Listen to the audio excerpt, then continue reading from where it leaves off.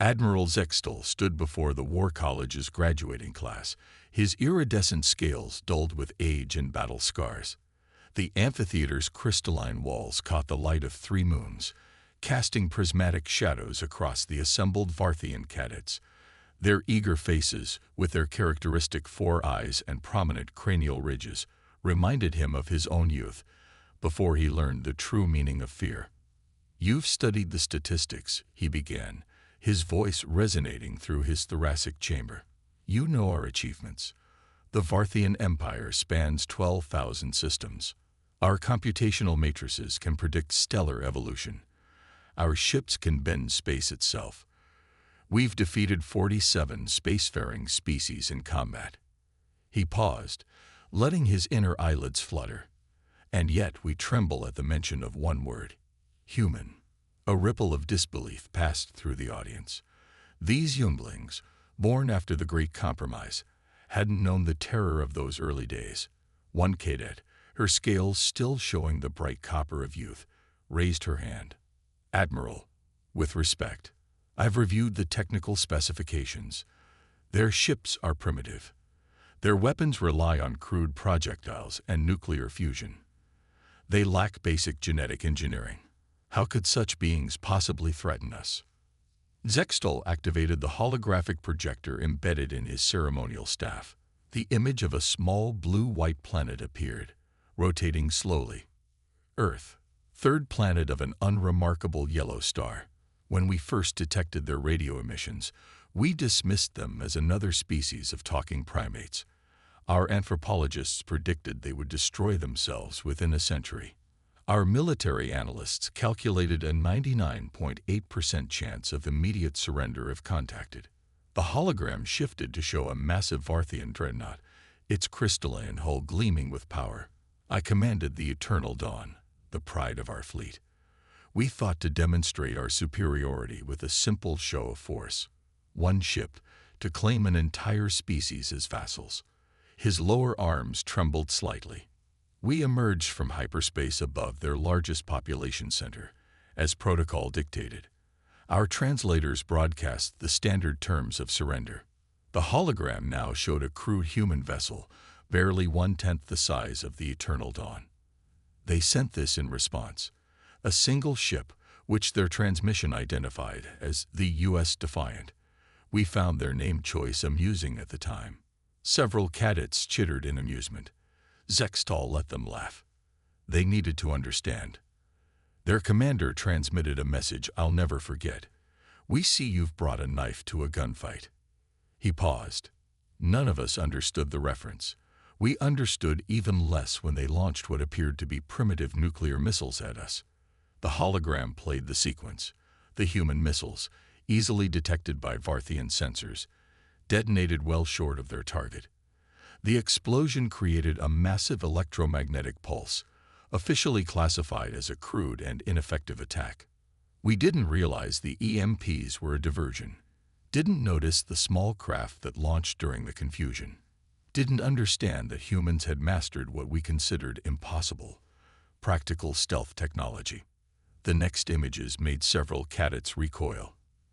The Eternal Dawn, pride of the Varthian fleet, split open from within. They had borrowed a trick from their own history, something called a Trojan horse. The stealth craft carried boarding teams. While we were congratulating ourselves on surviving their primitive attack, they were already inside our ship. But our internal security, the copper-scaled cadet began, was designed to stop logical opponents. Zextal interrupted. Beings who would surrender when surrounded, retreat when outgunned, submit when defeated. The humans did none of these things. When cornered, they charge. When outgunned, they closed to point-blank range. When defeated, they triggered their explosives. The hologram showed the final moments. Human boarders, in their crude-powered armor, fighting room to room. Varthian security forces, with their superior weapons and armor, falling before what seemed like suicidal tactics. The humans used their own dead as impromptu shields, turned emergency systems into weapons, and fought with what the after-action reports called gleeful creativity. The Eternal Dawn carried 10,000 of our finest warriors. The humans sent 50 boarders. Sextol's voice grew quiet. 7 survived. They captured our flagship in under 2 hours. He surveyed the now silent audience. That was our first lesson about humans. There would be many more. We learned that they don't think like us. Their neural patterns are chaotic, making them resistant to our psychic compliance fields. They feel fear, yes, but they've turned it into a weapon. They seek it out in what they call extreme sports. They voluntarily expose themselves to terror for entertainment. The hologram shifted again, showing various human activities. Beings jumping from high places with crude fabric canopies, others diving into ocean depths, still others deliberately climbing sheer cliff faces without safety equipment. Their bodies are fragile, so they built machines to compensate. Their lives are short, so they burn brightly. They lack our computational ability, so they rely on what they call intuition, a seemingly random process that nevertheless produces brilliant solutions our predictive matrices never consider. Zextal moved closer to the copper-scaled cadet. You ask how they could threaten us. Let me answer with their own words, transmitted after they took control of the Eternal Dawn. Thanks for the new ship. We've already figured out some improvements. He let that sink in before continuing. Within 1 standard year, they had reverse-engineered and enhanced every piece of technology they captured. Within 5 years, they had developed countermeasures to our most devastating weapons, not through superior science, but through what they called thinking outside the box, a concept that still confounds our finest military minds. The humans taught us something our 10,000 years of dominance never had: the difference between being bred for war and choosing it. We were designed as perfect warriors, yes. But humans decided to become something more terrifying. Warriors who never stop learning, never stop adapting, and never, ever fight the same way twice. The hologram faded, leaving the amphitheater in moonlit darkness. Remember this lesson, young ones. The galaxy fears us, yes, but we fear humans. And if you're wise, you'll understand that this fear is not just rational. It's essential for our survival.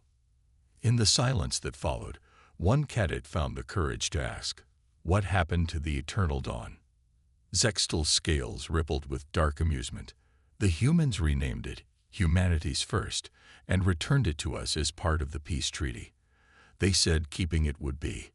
He paused, still struggling with the concept. Unsporting. The Varthian science vessel, Infinite Query, drifted silently through the Orc cloud of an unremarkable red dwarf. In its observation deck, Chief Science Officer Mel Hendricks stood shoulder to shoulder with her Varthian counterpart, Master Researcher Kexley, watching the holographic display of their latest readings. "Your species continues to confound me," Kexley said, his scales shifting through shades of puzzlement. "You detected an anomaly that our sensors missed entirely, based on what you call a hunch." Mel smiled, running her hand through her graying hair. After 5 years of joint operations, she'd learned to read Varthian expressions well enough to recognize genuine curiosity beneath the confusion. Not exactly a hunch, more like pattern recognition. The background radiation was just a little too perfect. Perfect is optimal, Kexley insisted, all 4 eyes blinking in sequence. Your statement is illogical. That's exactly the point. Nature isn't perfect. It's messy, chaotic, full of tiny variations. When something looks too perfect, too orderly. She gestured at the display, where a massive structure was slowly becoming visible through the cosmic debris. It usually means someone's trying to hide something. The structure resolved itself further. A massive shipyard, nearly 4 astronomical units in diameter, its surface covered with what appeared to be natural ice and rock. Had the Varthians' sophisticated sensors been operating alone, they might have missed it entirely. But humans, with their tendency to look for patterns in chaos, had noticed the subtle regularities in what should have been random distribution. The Nexer, Kexley's scales darkened to the deep purple of concern. They've expanded far beyond their predicted territory.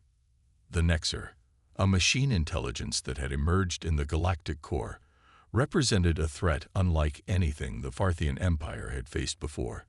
Their perfect logic and predictable patterns had made them easy for the Farthians to track and contain, until they encountered humans and learned the value of unpredictability.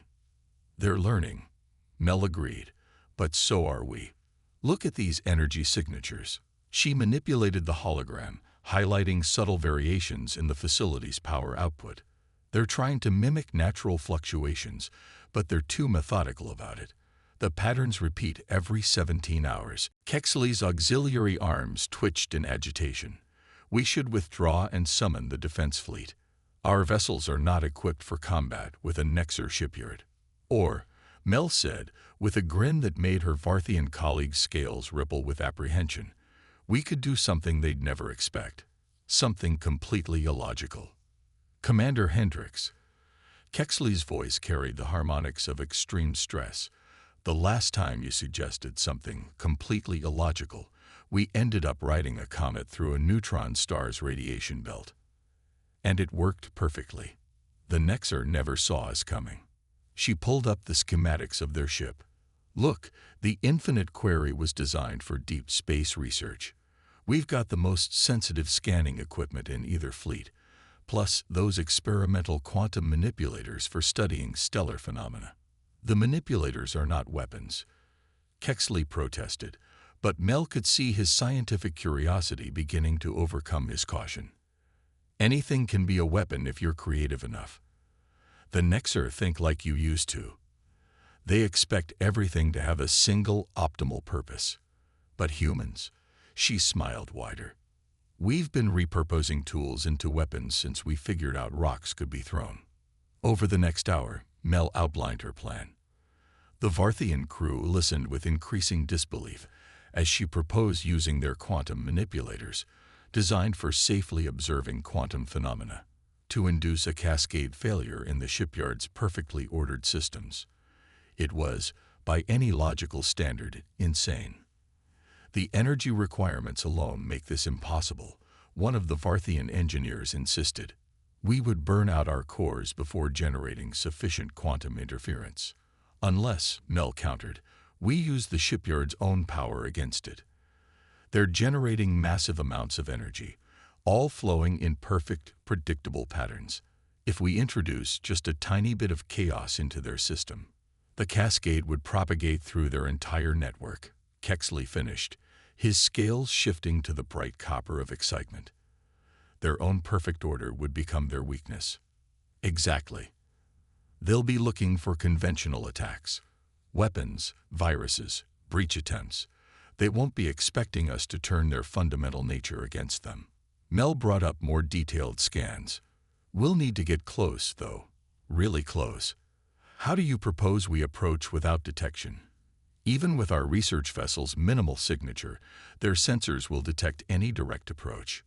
Mel's grin turned mischievous. Remember that comet trick I mentioned? Well, there's a whole field of debris out here, all moving in nice, predictable orbits. The Nexer will have mapped every single piece, calculated every trajectory. You want to hide among the debris. Kexley's scales rippled with disbelief. The mathematical precision required to match velocities with natural objects is impossible, Mel agreed cheerfully. If we try to be perfect, they'll spot us instantly. Instead, we're going to be deliberately imperfect. Random tumbles, irregular course corrections, the kind of chaos they'll dismiss as natural variation. As she laid out the details, Mel watched the Varthian crew's reactions shift from skepticism to cautious consideration. They'd learned, over years of cooperation with humans, that what seemed like insanity often concealed a deeper wisdom. 6 hours later, the Infinite Query tumbled through space like a piece of cosmic debris, its course an exercise in controlled chaos. Inside, the crew worked with precision, born of two very different kinds of excellence: Varthian technical perfection guided by human intuition. When they struck, It was with neither weapons nor conventional tactics. Instead, they introduced a single quantum irregularity into the shipyard's perfect systems. Like a ripple becoming a tsunami, the tiny flaw cascaded through the Nexer's networks, their own rigid perfection becoming the pathway for their destruction. As they watched the massive structure tear itself apart from within, Kexley turned all four eyes to Mel. "I begin to understand why the old stories say we should fear humans, not for your weapons or your strength, but for our ability to turn absolutely anything into a weapon." Mel laughed. "Just wait until I tell you about the time my grandfather won a bar fight with a potted plant." "I think," Kexley said carefully, his scales showing a complex mix of amusement and concern, "that some human stories are better left untold." The emergency beacon pulsed weakly against the void, its signal barely visible against the radiation storm that had disabled the colony ship Mercy's light.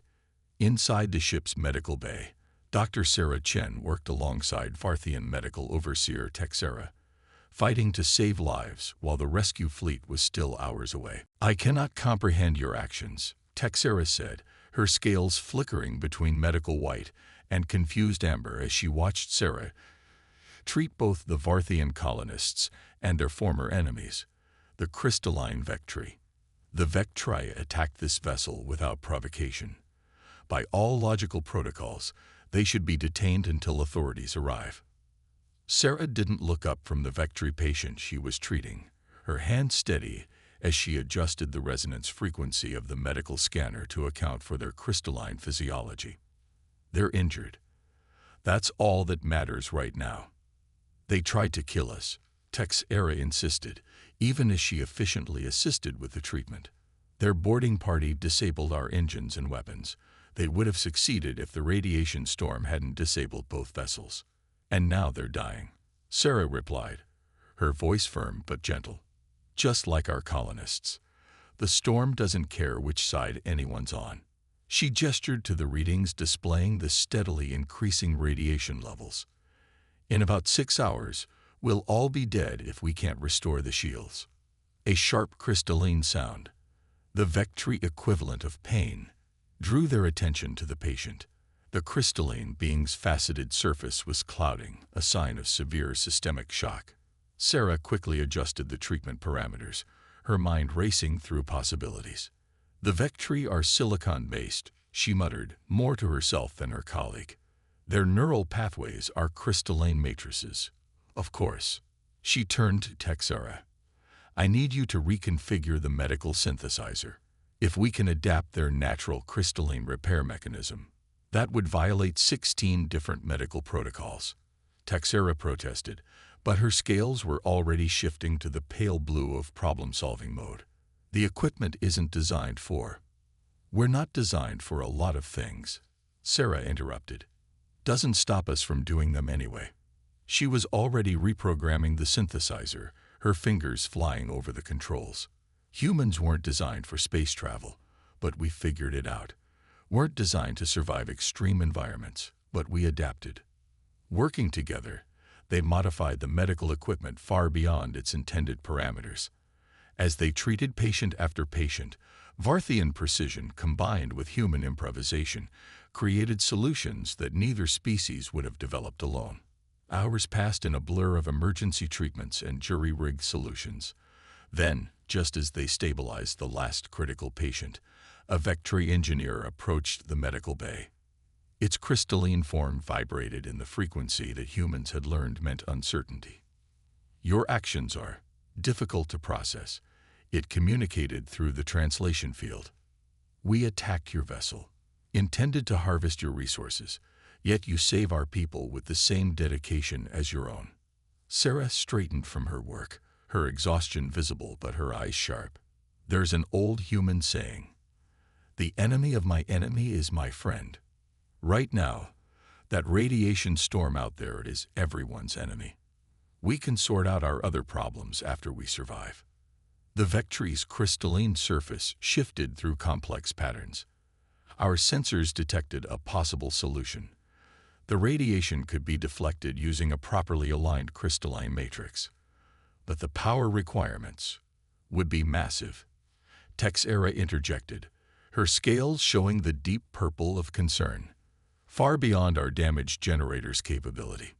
Sarah looked thoughtfully at the Vectri engineer, then at the medical synthesizer they'd modified. What if we combine our resources, your crystals, our power systems, and the Varthians' computational matrices? What followed was perhaps the strangest engineering collaboration in recent galactic history. Vectri crystalline technology, designed for harvesting resources from living ships, was repurposed into a massive deflector array. Varthian medical equipment, built for precision cellular repair, was modified to maintain the crystal structure. Human ingenuity tied it all together with solutions that violated numerous engineering principles but somehow worked. As the makeshift shield flickered to life, pushing back the deadly radiation, the Vectri engineer turned its sensory facets towards Sarah. We have observed humans for some time, trying to understand your species.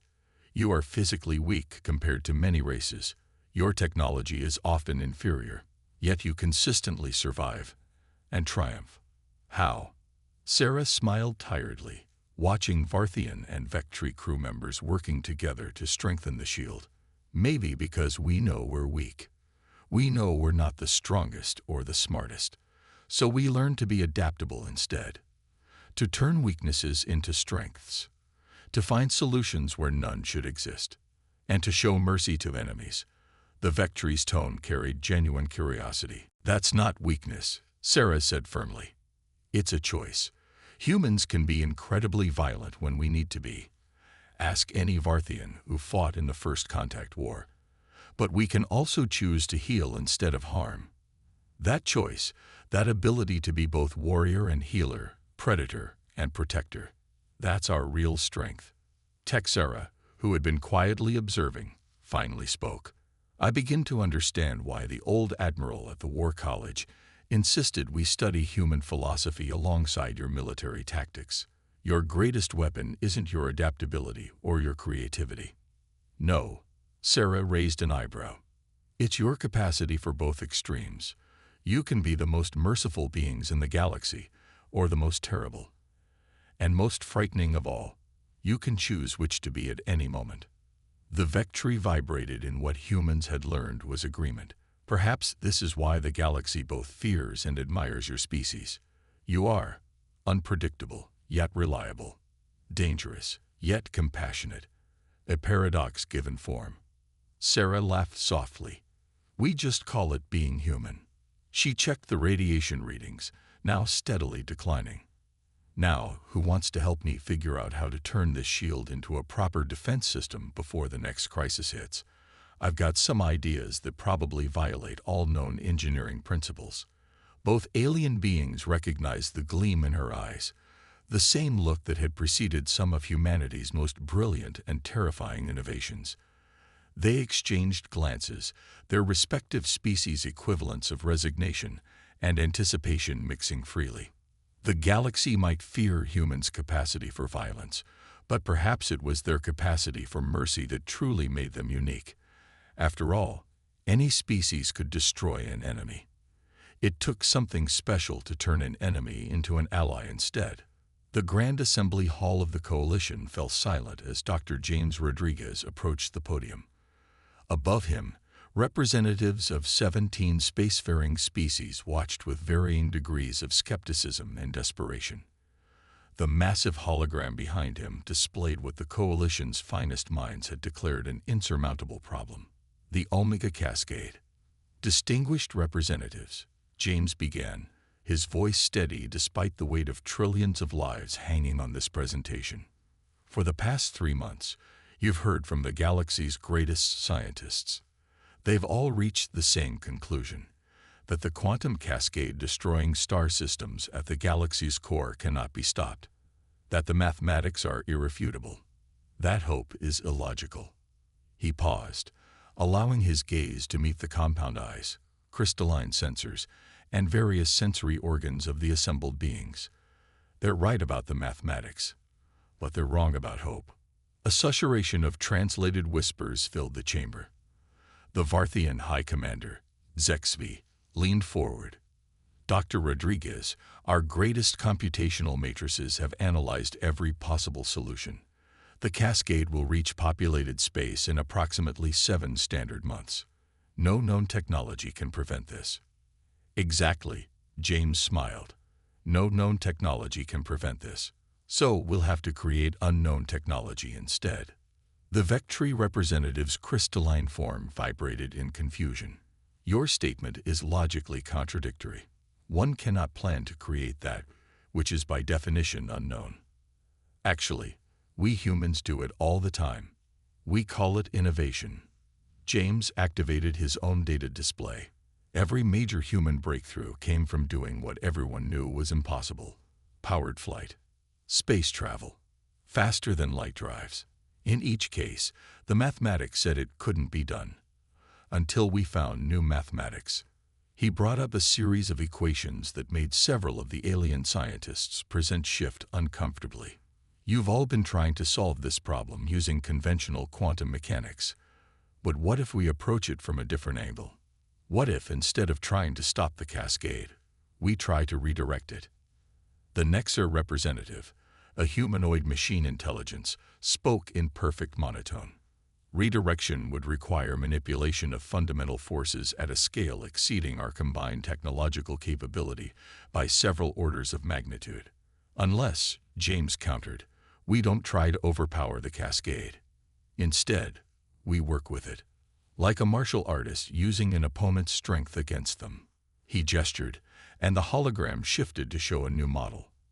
The cascade is destroying stars by forcing quantum entanglement on a massive scale. But what if that's not a bug? What if it's a feature? Over the next hour, James outlined a plan so audacious that several species translators initially refused to process it, declaring the concepts linguistically impossible. He proposed creating a massive network of quantum receivers, effectively turning the entire threatened region of space into one enormous quantum computer. Instead of trying to stop the cascade, we let it come, he explained, his enthusiasm growing as he detailed the plan. But we give it a path of least resistance, one that we control. Every star system in its path becomes part of the network. When the cascade hits, instead of destroying the stars, it entangles them. The power requirements would be astronomical. The Varthian scientist objected. The computational complexity is exactly what we need, James interrupted. We're not trying to stop a galaxy-scale quantum computer from forming. We're trying to be the ones programming it. The Nexer representative's lights flickered rapidly. The probability of success is infinitesimal. The chances of catastrophic failure approach certainty. Yet the probability isn't zero, James pointed out. And humans have a long history of beating infinitesimal odds. Besides, if we're going to fail anyway, we might as well fail spectacularly while trying something amazing. A ripple of untranslatable communications passed through the assembly. The Vectri representative vibrated in what humans had learned to recognize as reluctant admiration. Your species continues to redefine the boundaries of rational action. The energy requirements alone would consume the output of thousands of stars. Fortunately, James grinned, we have thousands of stars. They're going to be destroyed anyway if we do nothing. Why not use them to power one last, impossible attempt at survival? The Varthian High Commander's scales shifted through complex patterns of thought. Even if this works, and I cannot believe I am considering this, the resulting quantum network would be unlike anything in known space. The power it would contain could solve our energy needs for millennia. James nodded, or tear the galaxy apart. But here's the thing about humans. We've always been willing to risk everything on the chance of achieving the impossible. It's kind of our specialty. Hours of debate followed. Species that had evolved over millions of years to be perfectly logical found themselves confronting a plan that defied logic itself. Yet, in the face of certain destruction, the human capacity for hopeful insanity began to seem increasingly attractive. Finally, the High Commander rose. My species learned long ago that when humans propose something impossible, the truly impossible thing is trying to talk them out of it. Their scales shifted to the deep blue of formal declaration. The Varthian Empire commits its resources to this project. One by one, other species joined. Even the Nexar, after calculating that the probability of success, while minimal, exceeded the zero chance of survival without action, pledged their support. As the assembly disbanded to begin the enormous task ahead, the Vectri representative approached James. "We have a saying. The perfect crystal shatters most easily. Perhaps the galaxy needed beings as flawed and flexible as humans to teach us how to bend instead of break." James laughed. "We have a saying too. Necessity is the mother of invention. When your back is against the wall, sometimes the craziest solution is the only one that makes sense." The next 7 months would test the limits of cooperation between species that had often been enemies. But facing extinction had a way of putting old conflicts in perspective. And perhaps that had been the true purpose of humans in the galaxy, not to be the strongest or smartest species, but to be the ones crazy enough to try the impossible and stubborn enough to make it work. The observation deck of humanity's Hope Station hung suspended in space at the galaxy's core, offering a view that no organic being had ever witnessed before. Captain Elena Santos stood at the viewport, watching the quantum network shimmer across thousands of light years, a web of entangled stars pulsing with possibilities that even the Nexar's most advanced intelligences struggled to comprehend.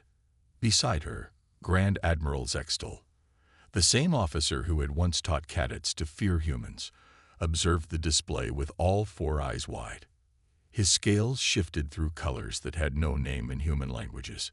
"When your Dr. Rodriguez proposed this plan," he said quietly, "I thought it was merely another example of human insanity.